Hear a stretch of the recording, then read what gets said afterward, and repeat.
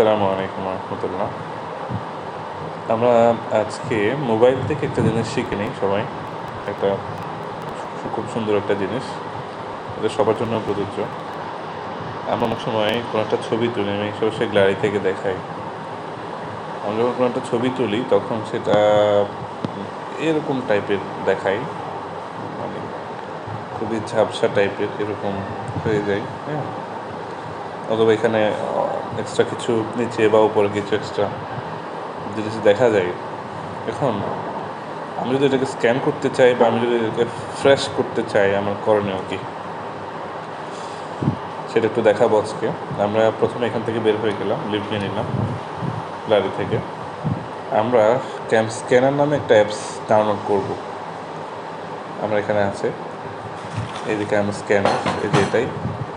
আমরা ক্যাম স্ক্যানারটা ডাউনলোড আমার করা আছে, আমরা এটা ওপেন করব। ওপেন করলে একটু সময় নেবে। হ্যাঁ, ওপেন হয়েছে। হয়তো অনেকের ক্ষেত্রে এরকম ইন্টারফেসটা নাও আসতে পারে। আমি যেহেতু অনেকটা আগে থেকে করছি তাই আমার ক্ষেত্রে এরকম আসছে। এখন আমাদের যেটা করতে হবে, ক্যামেরাতে ক্লিক করতে হবে। ক্যামেরাতে ক্লিক করে যদি সরাসরি এখন কোনো একটা ছবিকে করতেছি, তাহলে এখন আমরা মানে পিকচার তুলতে পারবো। আমাদের যেহেতু ছবি আগে থেকে তোলা আছে, তাই আমরা ইম্পোর্ট ইমেজেস, এই যে এদিকে ক্যামেরার পাশেই আমরা এখানে ক্লিক করব। ক্লিক করে আমরা যেই ছবিটাকে স্ক্যান করতে চাচ্ছি, আমরা যে কোনো একটা ছবি এখানে সিলেক্ট করব। আমরা হ্যাঁ, এই যে বইয়ের এই ছবিটাকে স্ক্যান করি, এটা সবচেয়ে ভালো হয়। এই যে এই ছবিটাকে আমি সিলেক্ট করলাম, তারপর আমি সিলেক্টে ক্লিক করে তারপর আমি ইম্পোর্টে ক্লিক করলাম। তখন এটা একটু সময় নিয়ে এটা ইম্পোর্ট করবে এখানে। ইম্পোর্ট হচ্ছে, ওকে, এভাবে হলো। তো আমার এটা ভালো লাগতেছে না, তখন আমি আবার ক্রফে ক্লিক করলাম। আমি রাইট লেফট এখানে ঘোরাতে পারবো, আমি লেফটে দিলাম।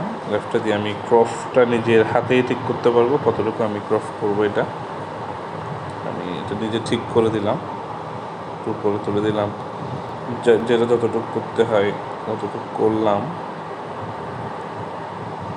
করার পরে দেন আমি যেটা করব সেটা হচ্ছে আমি রাইটে ক্লিক করলাম।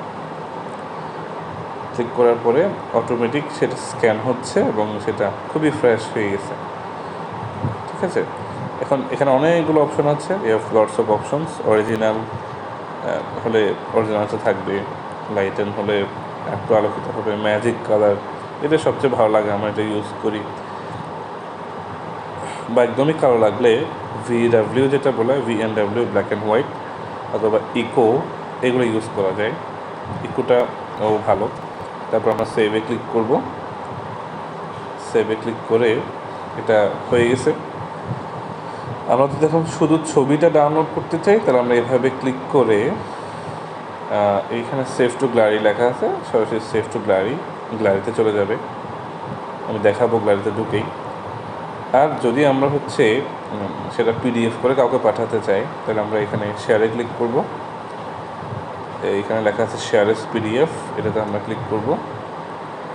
এরপর আমরা সরাসরি চাইলে হোয়াটসঅ্যাপ বা কোনো একটা মাধ্যমে এখানেও পাঠাইতে পারবো, অথবা আমরা কারো থেকে যদি এটা থাকে, ড্রাইভ PDF ভিউয়ার থাকে, আমরা এখানে ঢুকে এটাকে ফার্স্ট ওয়েবে PDF বানাবো। এটা এখন PDF হয়ে গেছে। তারপর চাইলে এখানে আমরা রিনেমও করতে পারি। আমরা এরপর এটাকে কী করে দিব, সেন্ড ফাইল দিয়ে, ঠিক আছে, আমরা মানে হোয়াটসঅ্যাপে বা যে কোনো মাধ্যমে আমি যাকে পাঠাচ্ছি আর কি, হ্যাঁ, আমি তাকে পাঠাই দিলেই আমরা মেসেঞ্জারের অপশনও রাখছে এখানে, চ্যাটস, যে কোনো অপশন আমরা এখানে পাঠিয়ে দিতে পারি। আমি যদি এখানে হোয়াটসঅ্যাপে ক্লিক করি, এই যে আমি ধরেন আমার একটা গ্রুপে পাঠাচ্ছি, এই গ্রুপে ক্লিক করলাম, আমি জাস্ট সেন্ড দিলাম, সাথে সাথে ওখানে চলে যাবে। আমি জাস্ট গ্যালারিতে আসছি, এখানে একটু দেখি। জাস্ট গ্যালারিতে আমি যদি ঢুকি, তাহলে আমার যে ফাইলটা একদমই অনেকটা পুরাতন ছিল, একটা ঝাপসা ছিল, এই ফাইলটা খুবই ক্লিয়ারলি চলে আসছে। এবং সবচেয়ে বড় কথা হচ্ছে এটা খুবই ফ্রেশ, মানে অনেক জুম করার পরেও এটা অত্যন্ত ফ্রেশ থাকবে। এভাবে আমরা যে কোনো একটা ফাইলকে খুব সহজে মোবাইলের মাধ্যমে স্ক্যান করতে পারবো। সবাইকে ধন্যবাদ শুরু থেকে ভিডিও দেখার জন্য। আর নতুন কোনো তথ্য যদি জানার থাকে আমাকে ইনবক্স করলে আমি অবশ্যই জানিয়ে দেবো। ধন্যবাদ, সবাই ভালো থাকবা। ইনশাআল্লাহ অন্য কোনো ভিডিও নিয়ে আবার দেখা হবে। আসসালামু আলাইকুম।